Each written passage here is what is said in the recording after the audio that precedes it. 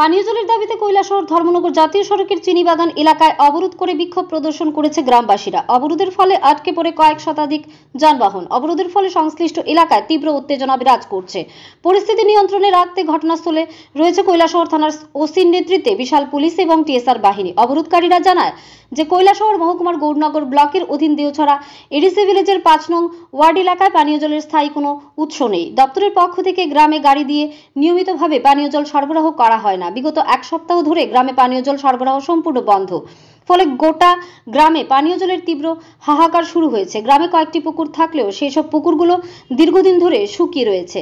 গ্রামে পুরনো একটি ছড়া থাকলেও সেই ছড়ার জল নেই।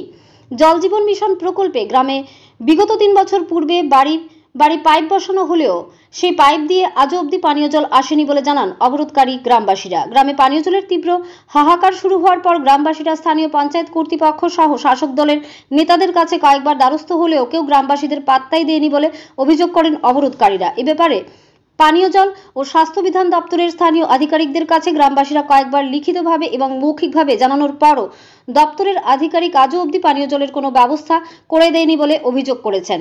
তাই গ্রামবাসীরা নিরুপায় হয়ে ২৫ মার্চ মঙ্গলবার বিকেল ৪টে থেকে কৈলাসহরের চিনিবাগান এলাকা জাতীয় সড়ক অবরোধ করে বিক্ষোভ প্রদর্শন করেছে। চিনিবাগান এলাকায় কৈলাসহর ধর্মনগরের ২০৮ নং জাতীয় সড়ক অবরোধের ফলে নিত্যযাত্রী সহ সাধারণ মানুষেরা নাজেহালের শিকার হচ্ছেন। ব্যুরো রিপোর্ট আরি ধর্মনগর। আপনারা এখানে কয়দিন থেকে জল নাই? আমরা এক সপ্তাহ ধরে জল পাই না। এটা কোন জায়গা? এটা কোন জায়গা? এটা চিনিবাগান এলাকা। কোন পঞ্চায়েতের আন্ডারে?